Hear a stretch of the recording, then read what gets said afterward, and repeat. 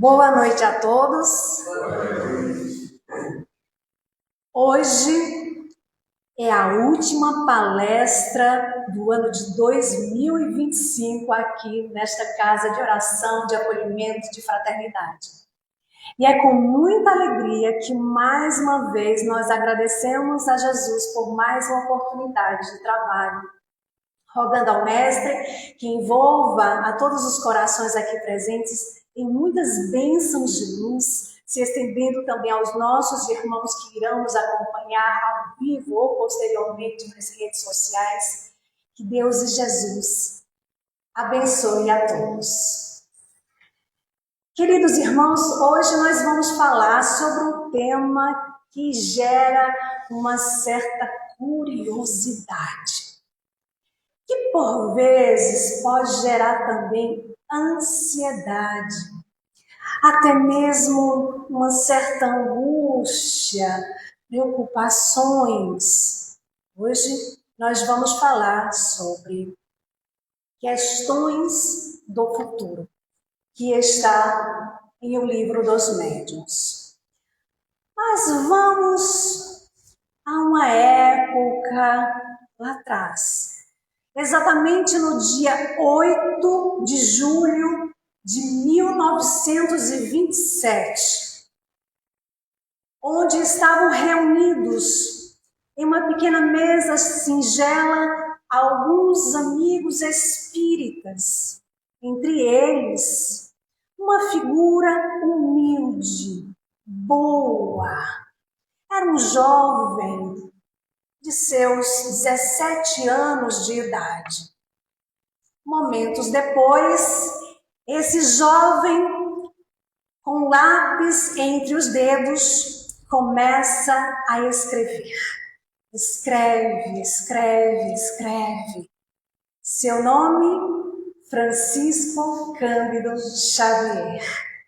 Ali, naquela casa simples, iniciava o seu trabalho de psicografia, que levou a muitos corações mensagens consoladoras.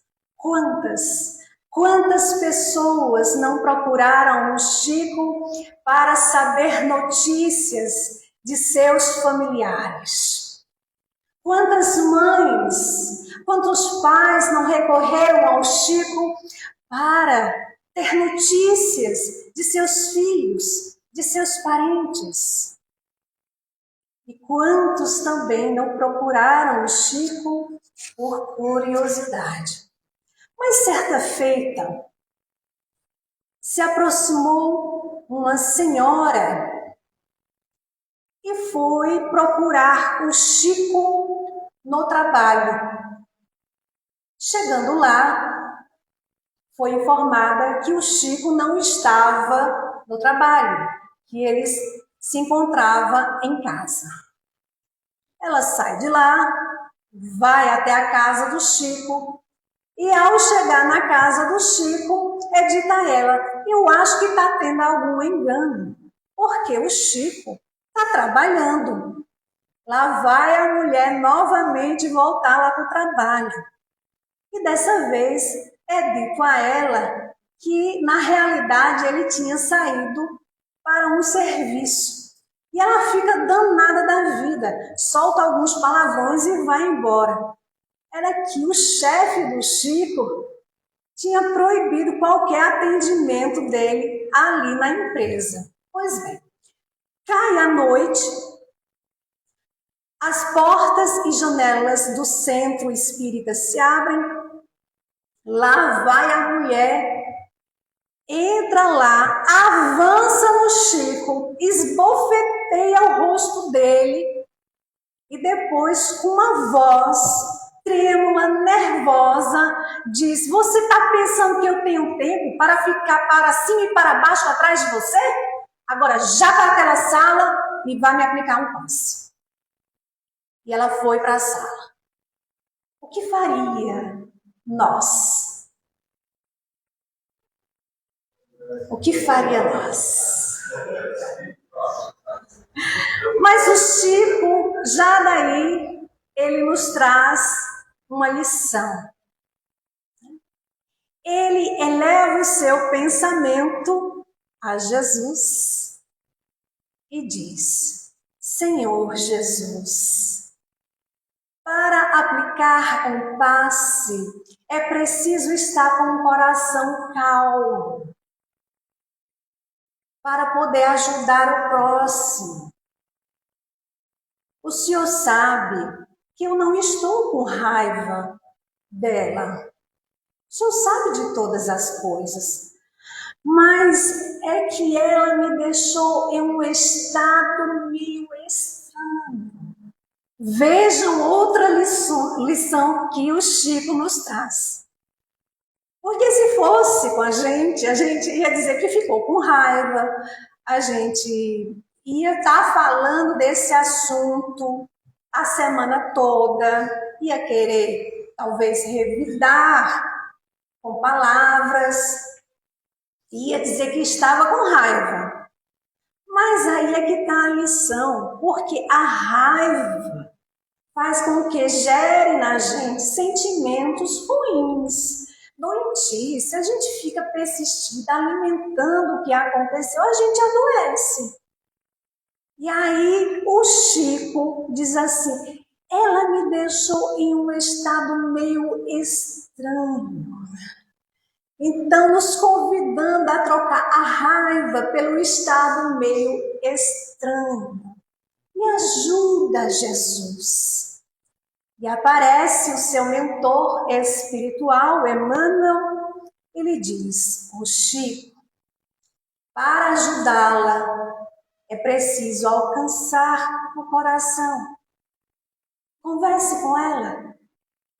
O Chico foi conversar com ela e disse: minha irmã, a senhora me perdoe por eu ser uma pessoa muito ocupada e não poder atender a senhora, mas é porque lá no trabalho meu chefe não permite que eu faça atendimento. A senhora compreende que eu trabalho na empresa, preciso do trabalho, eles me pagam. E eu preciso dele para poder sustentar os meus irmãos. E aí ela começou a chorar, eles conversaram, Chico aplicou o passe e ela saiu dali com o seu coração aliviado. Porque quando ela foi procurar o Chico, ela acreditava que ele era a única pessoa que poderia acalmar o seu coração, aliviar a dor que ela estava sentindo. E quando ela vai embora, ele pergunta: Emmanuel, eu estou com a razão? E Emmanuel responde: Chico, você está com a razão, mas ela está com a necessidade. Então, outra lição para nós. Diante de algum desafio, de alguém que nos procure, que esteja em certo desequilíbrio, mesmo nós estando com a razão, procuremos olhar a necessidade do outro. Oremos. No dia seguinte, o Chico vai ao trabalho, com o rosto todo inchado. O seu chefe perguntou: ô Chico, o que aconteceu, Chico? E o Chico respondeu: bati na porta. E aí ele, que usava óculos, eu imagino que é assim, tá, gente? Sobreolhou pelos óculos, mas Chico, pelos dois lados. E o Chico: pois é. Vejam que lição, não comentou, não divulgou, não compartilhou. Se fôssemos nós, né, um mês compartilhando, no mínimo. Se não guardasse ali o ressentimento para a próxima encarnação. Então, Chico era esse, que nos trazia vários exemplos através das suas ações.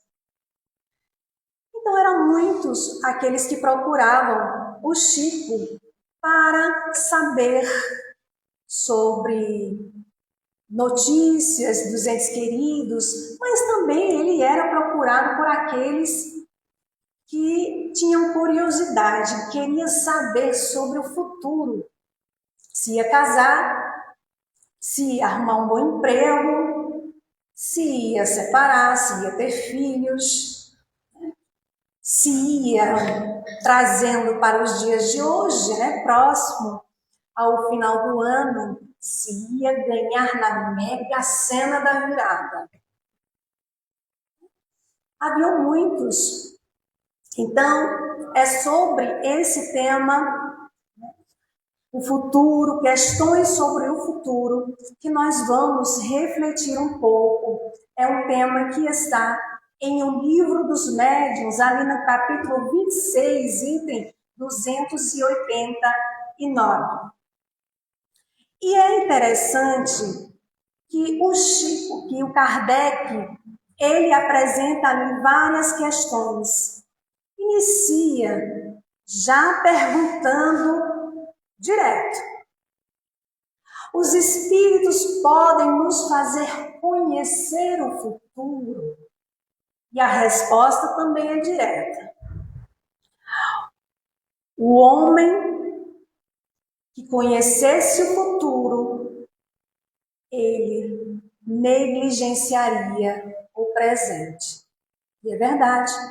Se o homem conhecesse o futuro, negligenciaria o presente. Se nós soubéssemos o que iria acontecer no amanhã, qual era o esforço que a gente ia fazer no dia de hoje? Nenhum. E aí a gente ia ficar ansioso, doido que chegasse esse futuro, o dia de amanhã. Olha que angústia. Então Deus, na sua sabedoria, nos permite que nós não tenhamos esse acesso ao futuro. Por que então nos preocupamos tanto com o futuro e tão pouco com o presente? Por que será? E muitas vezes nós nos preocupamos também com o passado. Olha quanta preocupação a gente gera desnecessariamente. A gente fica preocupado com o passado, com o que já foi, e se preocupa com o futuro que ainda não veio. Mas o futuro é a consequência da nossa ação de hoje. Então a gente fica angustiado, mas essa angústia, essa ansiedade não é de hoje. Não é de hoje. Sempre existiu. Agora, se pararmos para pensar, muitas de nossas ações, nós estamos, por vezes, como crianças, insatisfeitos com o presente, ansiosos pelo futuro e angustiados porque não sabemos por que sofremos. Agora, imaginem vocês, nós lá no plano espiritual, nos preparando para reencarnar. E lá a gente fica ansioso, pensando no futuro, como é que vai ser a minha próxima reencarnação, o que eu vou fazer. E ali, depois de um estudo, de preparo, começa então a atormentar o juízo do tutor. Eu quero reencarnar. Me deixa reencarnar, pelo amor de Deus.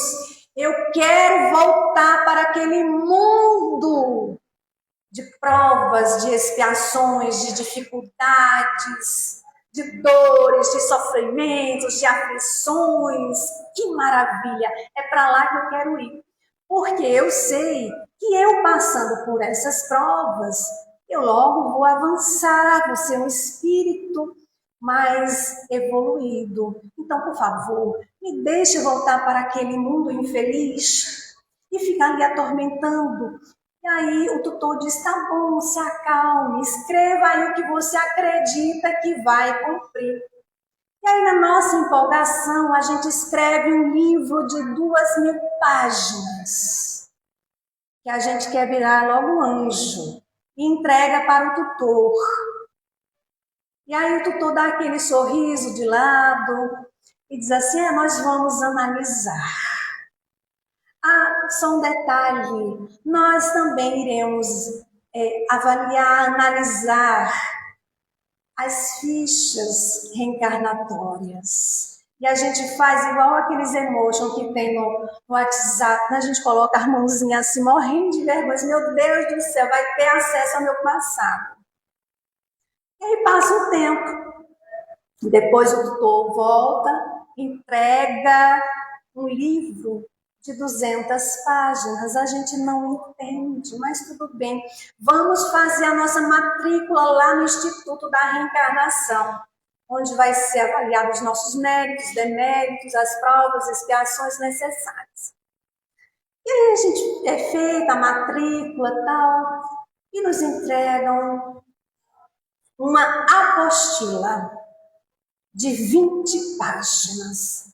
Mas não é possível. Mas o importante é eu reencarnar, eu renascer, eu voltar para aquele mundo. E a gente renasce, a gente reencarna e descobre que 2 páginas daquela apostila está difícil demais de carregar. A gente começa a reclamar que o fardo está pesado, que não merece passar pelo que está passando, que a minha dor é maior que a dor do vizinho, que Deus não é justo, porque me permite passar por essa situação tão difícil, e fica ali.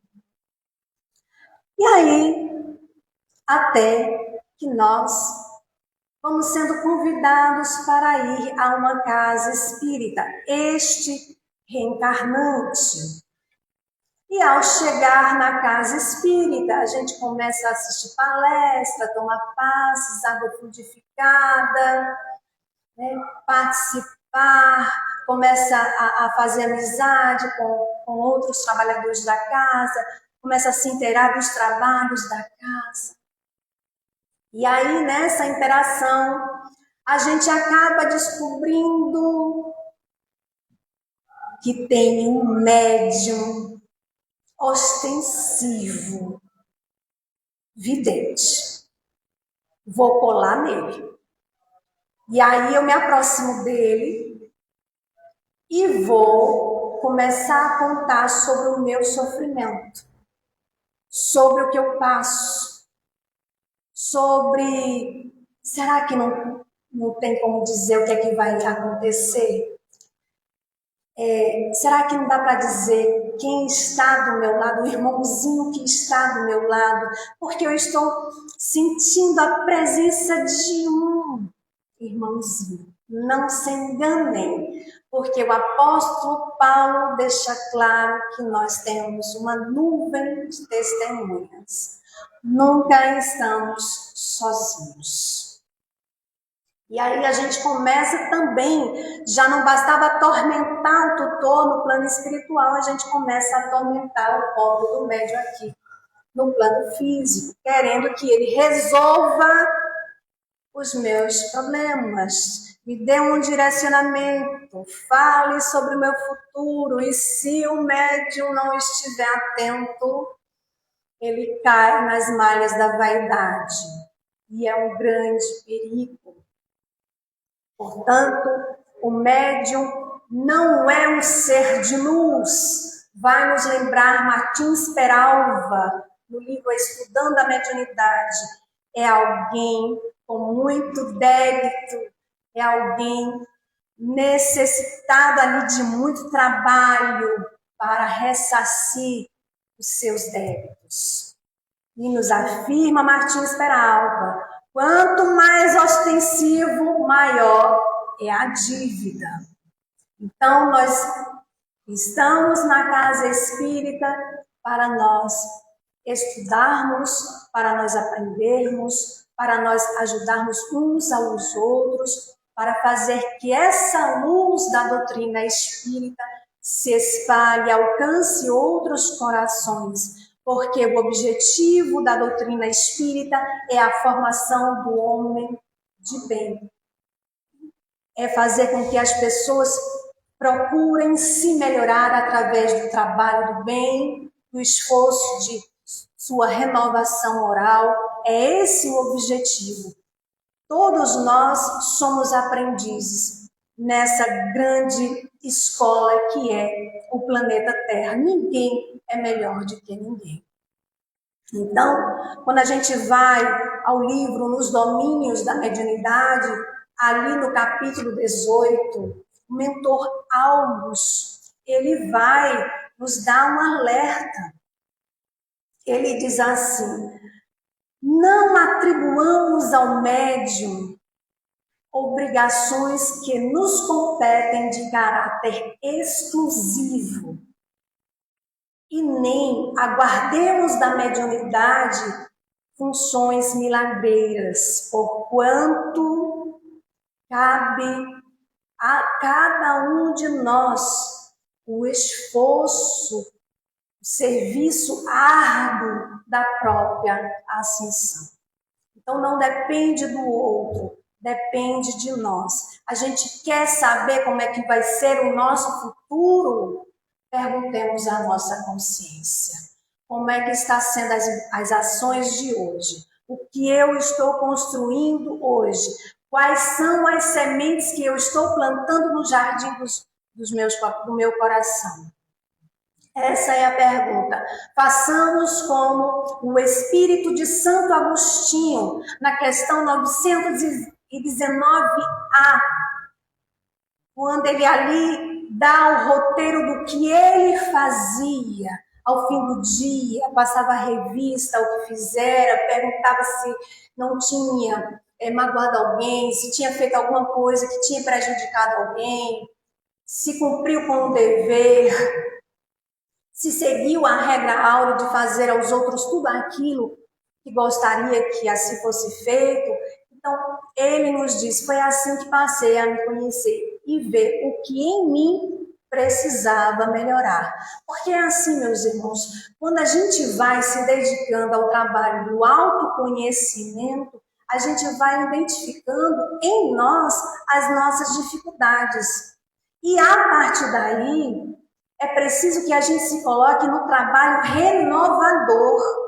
A partir que a gente se coloca ali no trabalho renovador, a gente está construindo um futuro melhor. A gente vai chegar amanhã melhor do que hoje e assim por diante. É uma construção paulatina, é um processo, não é de um dia para o outro. Hoje eu estou bem e 2026 vai ser fantástico, vai ser maravilhoso, vai estar tudo bem. Não é assim que funciona. A gente fica criando essas ansiedades, principalmente quando chega próximo ao final do ano. Eu recordo que no final do ano passado, eu ficava, se eu vou separar tantos livros para ler. Aí eu vou fazer isso, vou fazer uma dieta, vou entrar na academia, vou fazer aquilo, outro. A gente faz um monte de plano. O que acontece? Chega o final do ano, do próximo ano, e a gente olha e diz, vixe Maria, eu não cumpri nada do que eu prometi no ano lá atrás. E o que acontece é que a gente está repetindo a mesma coisa. Ontem, por exemplo, eu disse assim para a Soares, vamos tomar um café ali na padaria. É a nossa despedida do cafezinho da padaria, daquele pãozinho quente, amanteigado, gostoso, crocante. Então eu vou me despedir. Tomamos café, eu disse, olha, ano que vem, 2026, nada de pãozinho da padaria, aquela delícia. Aí ele disse, ainda bem que você está dizendo na sexta, porque se for na segunda, geralmente não se cumpre. E é verdade, que é a prova. Quantos dizem assim, eu vou começar a fazer o exercício na segunda-feira? Não começa, comece na sexta, comece no sábado, não comece na segunda. Não diga que vai começar que não dá certo. Você pode até começar, mas não continua não. Eu já fiz a prova, não continua não. Então a gente fica, né, empurrando para o próximo ano, como se o ano fosse trazer as respostas. Não, daqui a um mês eu vou estar melhor, daqui ano que vem, olha, só falta alguns dias, vai ser melhor. Eu tenho certeza que o ano de 2026 vai ser diferente. E aí, pode escrever, chega o ano, se você não mudar, o ano não vai ser diferente. Porque a mudança não está nos números, não está naquela mudança de rompida de ano, que a gente sente, né, aquelas energias, não está nada disso, é tudo bobagem. A mudança acontece quando decidimos mudar o que está dentro de nosso coração. Essa é a mudança. E é aí que a gente constrói, colabora para um futuro melhor. A gente entende que nas civilizações antigas, os médiuns eram vistos como deuses, semideuses, pitons, pitonisas, oráculos, magos. Agora imagine quantas pessoas naquela época levavam os seus filhos, por exemplo, para saber como era o futuro. O que ia ser do seu filho no futuro. Imaginem uma mãe levar um filho para saber o que seria dele no futuro e descobrir que aquele filho, gerado 9 meses em sua barriga, é alguém que vai contribuir para destruir a família. O que não causava de sofrimento. Então, Deus é muito sábio, Ele sabe de todas as coisas, tudo vem no seu momento exato. Mas é preciso que nós façamos a nossa parte. Kardec, percebendo as inquietações do mundo, logo pergunta: o futuro pode ser revelado ao homem? E a resposta é direta. Em princípio, o futuro lhe é oculto. Lhe é oculto. Em algumas ocasiões excepcionais, pode ser revelado se Deus permite. E aí a gente volta ao livro dos Espíritos, no capítulo 10 da terceira parte, Conhecimento do Futuro. Ali Kardec apresenta 4 questões acerca desse tema. Interessante é a nota que Kardec coloca ali, quando ele diz: quanto mais se reflete sobre as consequências que resultariam ao homem saber sobre o futuro, mais se vê o quanto a providência divina é sábia. Não é? Porque iria causar muitos desequilíbrios, mais do que já existe, se soubéssemos antecipadamente sobre um futuro de preguiça, né? Relaxar, a pessoa não ia fazer nada para alcançar. Que mérito teria? Nenhum. Nenhum. Se acomodaria. E aí, em um livro dos médios, é relatado também que, às vezes, certas coisas são reveladas através do sonho. Nós gostamos muito de assistir um programa todos os domingos que tem no YouTube sobre EQM, experiência de quase morte. E outro dia nós estávamos assistindo um caso de uma jovem senhora que em 2009 ela ia fazer uma prova no Detran, na escola, para tirar a habilitação.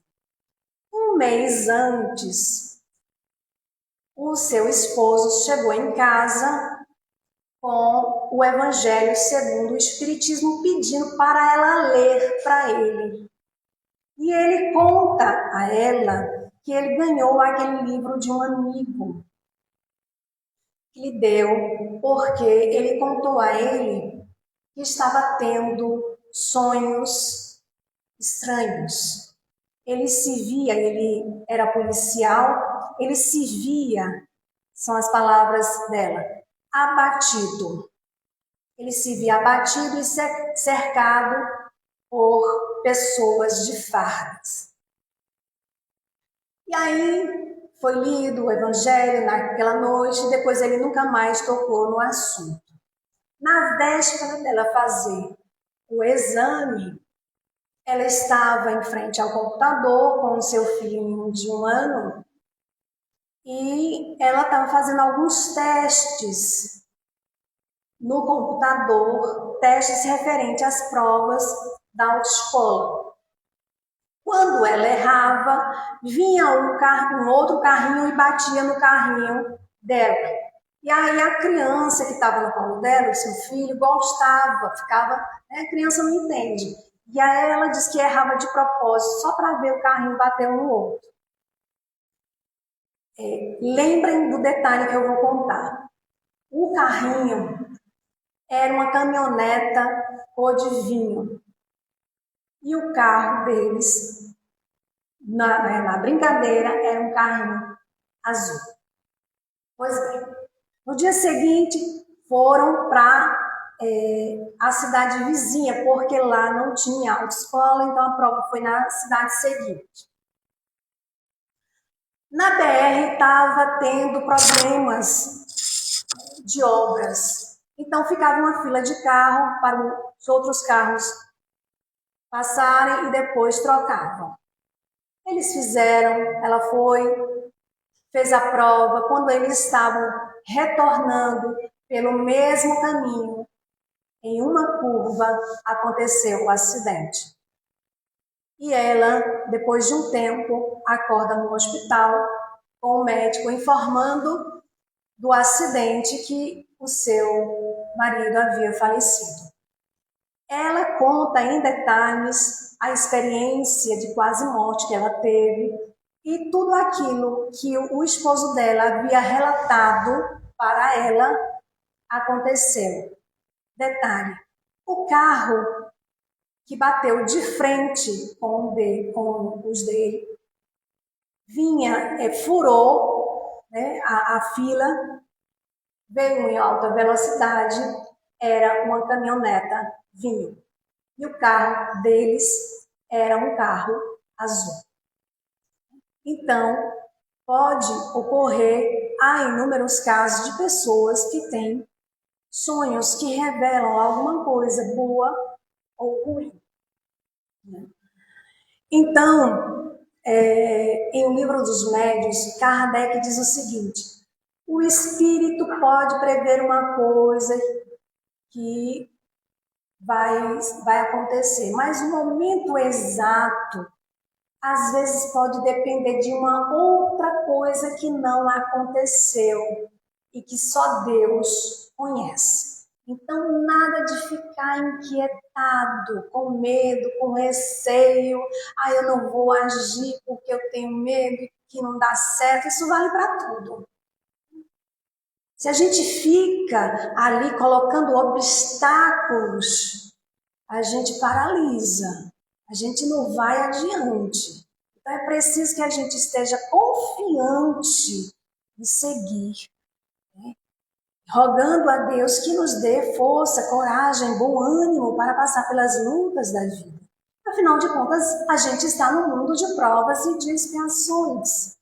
E o que tiver de acontecer, vai acontecer no seu momento exato, no momento certo. Por isso Kardec ele faz um alerta. Quando algo é útil, Deus permite que seja revelado. Se não for útil, Ele não permite. E Ele faz um alerta, olha, cuidado com os charlatões, cuidado com os impostores. Nesse período, quantas pessoas estão fazendo previsões para o ano todo? Que o artista tal vai se separar, que não sei o quê, que vai ter um acidente de avião, de carro, não sei o que lá, que fulano vai casar, fulano vai separar, fulano vai engravidar. É uma loucura de informações, fora que o mundo vai acabar. Essa história, vou fazer 51 anos, eu escuto desde criancinha. O mundo vai acabar.